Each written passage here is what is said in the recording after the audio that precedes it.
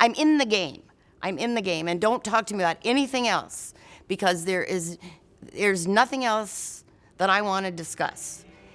And for me, that's kind of how I am as a person. If I'm at the party, or if I'm at the game, or I'm in the classroom, it's the most important place I can be. She's the spirit of the Breslin Center on game nights. If you've ever had the chance to attend a game in East Lansing, you've most likely seen her in the second half as the video board camera searched the crowd for dancing fans. For her, it's not just about cheering and getting on camera. It's about much more. It's about her unwavering attitude and enthusiasm that gets her out of her seat. And it's not just for basketball. I often label myself a AAA-er, and it stands for academics, arts, and athletics. And as a professor in the College of Education, I really attempted to instill that in my students. You're here, there are amazing opportunities for you to go to arts events and athletic events. So I tell my colleagues, you can't spend all your time in academics, you need to see and feel the world as well. And so for me, ever since I've been here, I've been very involved in all three. A native of rural Iowa, Dr. Alleman was inspired at a young age to pursue a career as a professor. Her journey through academia included stops at Drake in Iowa before accepting a job as an associate professor at Michigan State in the late 1960s. Throughout her illustrious career, she's hosted educational TV programs, written almost a dozen books about childhood education and social studies, and now consults and coaches the next generation of life-changing teachers. From the time I was a very small child, my parents were very worried about me. They always said, "You're going to get kidnapped," because I never knew a stranger. I always want to learn about other people and what they do and what makes them tick, and what are they passionate about? What do they care deeply about? I would go shopping with my family in a department store, and they couldn't find me. And I would be off talking to some adult or some other child. I never have known a stranger. I've had amazing cheerleaders in my own life. I want to give that back to other people because I've been very blessed. I think each of us adds a small piece of something, often unknowingly, to the other person. What is that? So I attempt to bring out the absolute best. I always leave a conversation trying to have learned something about you, and what could I possibly ask you or give back or ask you to ponder, like, what's your dream? What do you want to do next? And so who's going to ask that right question? And I'm all about growing people. That's my passion. Jan's other passion, outside of the arts and the Wharton Center, and perhaps what she's known best for, besides cheering in Section 109, is her work with the Rebounders Club dating back to the Jennison era. I came from Iowa, and what do you do if you live out in the cornfields besides attend athletic events and other cultural events? Back then there weren't as many certainly as there are now. So when I came here, I immediately said, I want to get involved in athletics. And so my husband and I, George and I, got very involved in the Rebounders Club. And one of the funniest things we ever did was a group of rebounders met in a motel where they had big vats that they could dye things. And we dyed bed sheets and spent all night tearing them up into green rags, bringing to Jennison Fieldhouse green rags that we gave to all the fans. It had to look really ridiculous. But it was all about spirit. It was all about being in the midst. I had Magic Johnson and Jay Vincent in my class, and I tutored them. I remember very well, I was tutoring Magic one Monday, and the phone rang, and it was Magic. He said, "Doc, my car broke down." And one of the things I learned a long time ago, silence is power. So I just hung the phone. I held the phone out here. It seemed like forever. And then he said, "But my mama will have me there in 5 minutes." Somebody's mama had him there. He was there. He never missed a beat. I never asked him about the car. He never missed another. every once in a while, I just hear the crowd go crazy. So like anybody would do, you take a glance, whether it be at the screen or the audience, and you see her going at it. And she has been a loyal fan. Her husband was a loyal fan while he was alive. And I have great appreciation for this community and what they've done for me. And the fan support is a big part of that. But I think what she's done is bridge the gap between the old and the new. And she has a way of motivating even the zone, you know, the 18 to 22. And that's kind of neat. Sometimes it's a dunk. Sometimes it's a fancy shot. Sometimes it's just an amazing move that somebody makes. Sometimes, when the last game of the senior night is unbelievable, when they kiss the S. I mean, it brings tears to my eyes. Some years ago, Tom Izzo, one of the presentations he made, he talked about the crowd can give us 10 points. And quite frankly, I really believe him.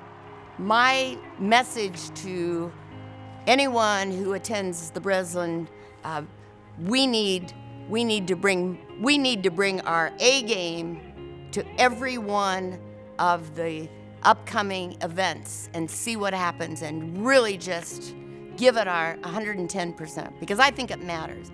I think while the skill piece on the floor is incredibly important, I think the mental part of basketball is enormously important.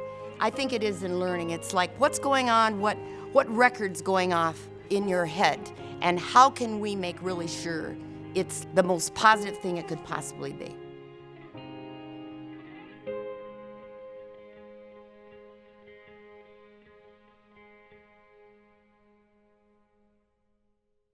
Well, this could be the defining week for the two participants in this game. For the home guys, Michigan State, after a couple of tough road games, this week could be really big. Two important games at home. Purdue comes in 5-2 in the conference, ranked in the top 20.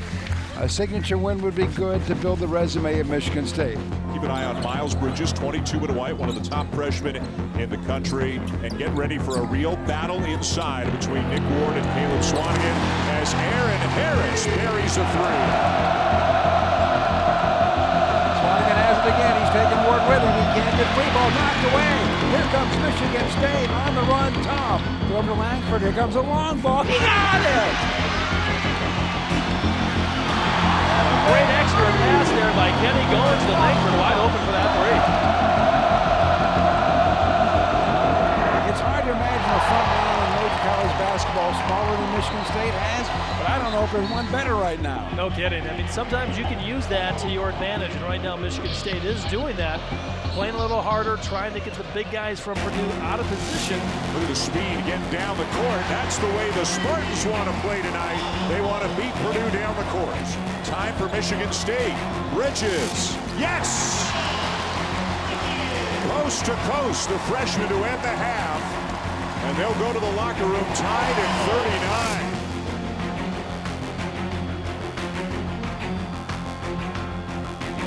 Mike Albrecht back in. Purdue turns it over. There, Bridges!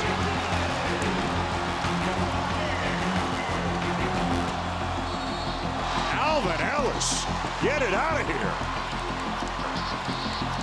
Bridges is fouled and will head to the free throw line. Ellis, head fake. Here comes a free ball out front off the rim. No. Oh my goodness! You talk about a career bucket. Thompson from the corner, a big one for Purdue. Purdue keeps stretching out this lead, a very close game for most of the night, but this is now the largest lead of the game for either team. Winston to the bucket. Working hard tonight. Miles Bridges sensational for Michigan State. Purdue with a big road win.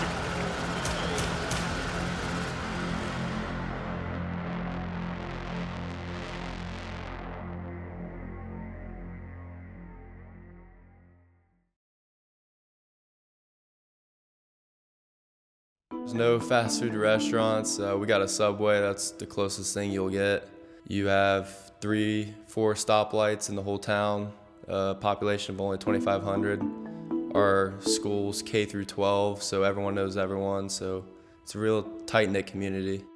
Out of the entire roster, Kyle Ahrens comes from the smallest hometown, Versailles, Ohio.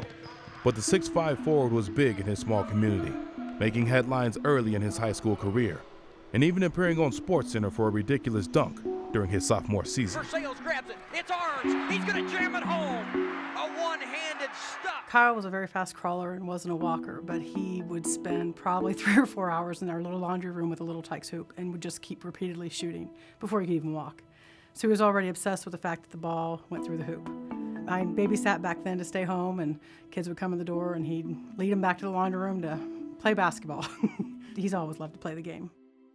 Always growing up, I wanted to go play college basketball. I remember being 3rd grade one day. Every day out we had at school, we would always, all of our friends would always get together and go to the YMCA in our town.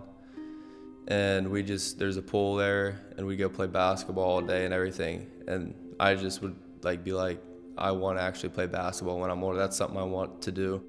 I played football for a couple of years, and it just didn't really stick with me. Basketball is just something that stuck with me ever since I had a ball in my hand. During his junior year of high school, Kyle found himself just 18 points short of reaching 1,000 career points, faster than any player in his school's history, on a day which very well could have drawn serious interest from potential top college shooters. But instead, with 3 minutes and 29 seconds left in the first half, it turned into a day every athlete fears. My best friend to this day, we were running on a break in a game, and he threw the ball up, and I went to go catch it for an alley-oop. And I just came down, just typical, and I just didn't even roll my ankle, and I fell to the ground. I knew right away. I broke my leg. I knew it. The gym was silent, and it was awful. You knew something wasn't right because Kyle's got a pretty high pain tolerance. He's broken other bones, and we haven't known it. He's got crooked finger because we didn't know he broke his thumb, and he quarterbacked with it. So pain tolerance is high, and so when he went down like he did and smacked the wall, then I knew something was bad. But I don't go down. I kind of let them handle it. But then when I went in the room, the first thing he said to me is, I felt 2 snaps, Mom. I was actually in the back of the ambulance, and I had my phone, and I was just texting my mom, what do I do now? What's going to happen? Is anyone going to want me anymore or anything? And she just kept sending me these Bible quotes, just telling me everything's going to be fine. God has a plan. There's a reason for this right here. It's God's will. Trust God. Have faith. He has a plan for you. He's guiding you. And we still believe that today.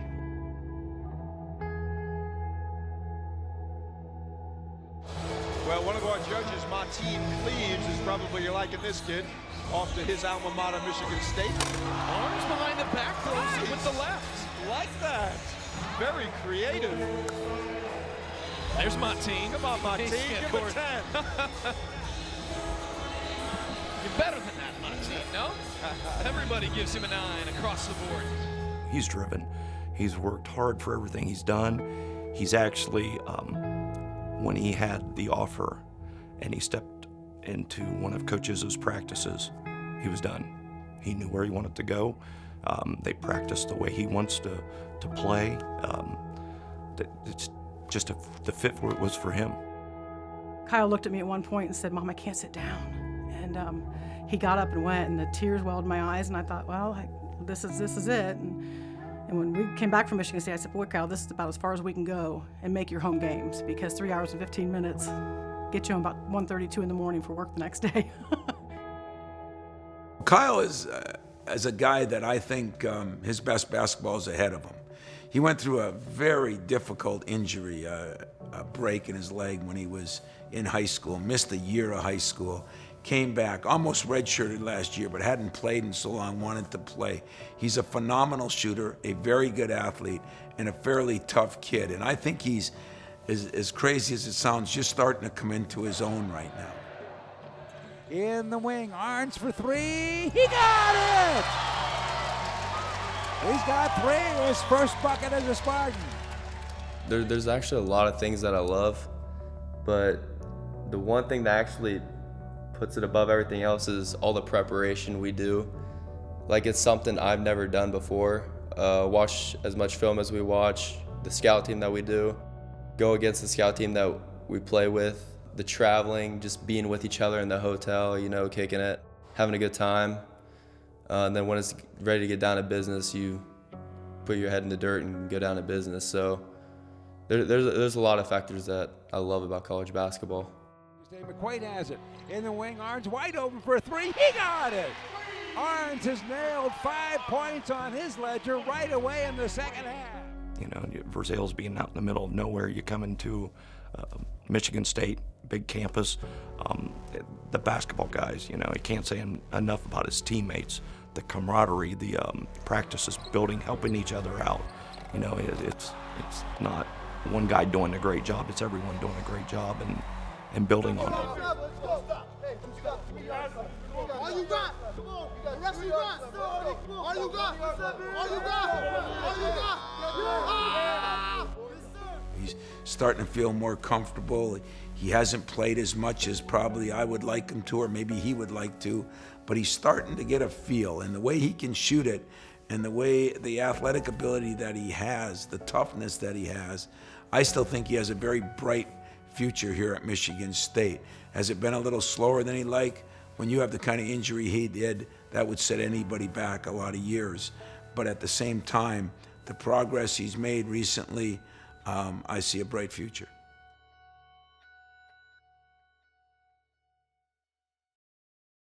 You won't understand this now. Nobody ever does. Nobody ever does.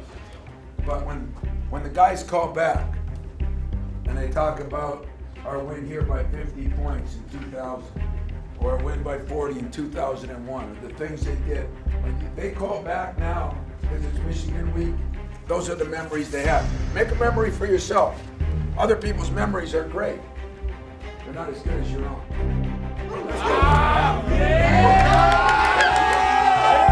Let's go! Spartans on 3, 1, 2, 3, Spartans!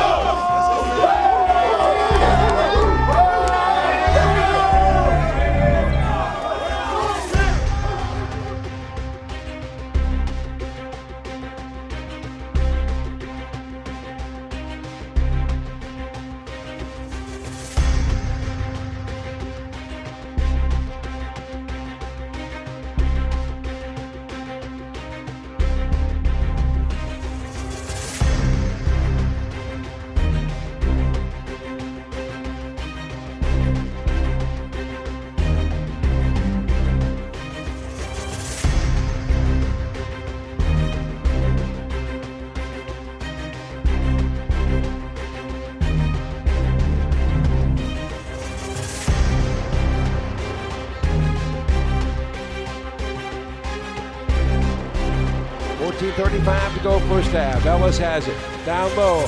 Kenny Goins. Head fake.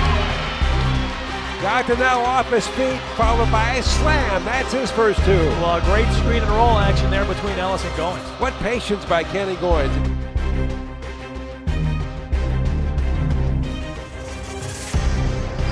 Harris, long two.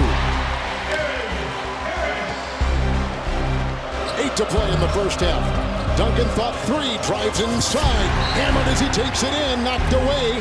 Great defense by Kenny Goins. And a good no call because there was no foul. Michigan State on the move. Bridges down to Harris. Harris dumps it off in the side. Bridges drives the baseline up. He slams it. Oh yeah! Ellis. McQuaid got a good screen from Goins that opened the door, and he pops in a triple. Well, that's big for Matt McQuaid and the Spartans. He has struggled with his perimeter shot all season long. Wolverines have won 2 straight and 3 of 4. They tried the reverse and a beautiful dive by Aaron Harris. Tough make that time. Look at the speed of Winston inside. Cassius Winston. The Michigan High School Basketball Player of the Year puts it in, the freshman from Detroit. Oh, Ward's got position. That is so good. Quick rim run and post up. Wagner lost it on a lob from Irvin. The drive, the crash, the fumble. And here come the Spartans racing the other way. Bridges into 2. McQuaid a 3. He has got the stroke this afternoon. A flamethrower from outside for the Spartans. 9. And he's 3 of 3 from beyond the arc. Shot clock at 2. Better shoot like magic here. Hoisting and missing. And picked up by Bridges. Boy, did that graze the rim? I couldn't tell, Kevin. I couldn't tell either. There was no call, but they may review it. I think you're right. I haven't seen him swirl his arm. 11 points and 11 rebounds. Bridges, nice ball rotation. Patience on the outside. McQuaid picked up by Robinson. The lunge by Walton. The pickup and big shot by Nairn. Wow. Woo! With a smile on the face of Tum Tum there. Bridges across the lane. He's got more rhythm in the second half. Yeah, he does. And Michigan State's offense has had good rhythm all day, and I think they're scoring so much easier. Abdul Rahman triple. Nope, and that'll do it. For a 5th consecutive time, Michigan State has beaten Michigan.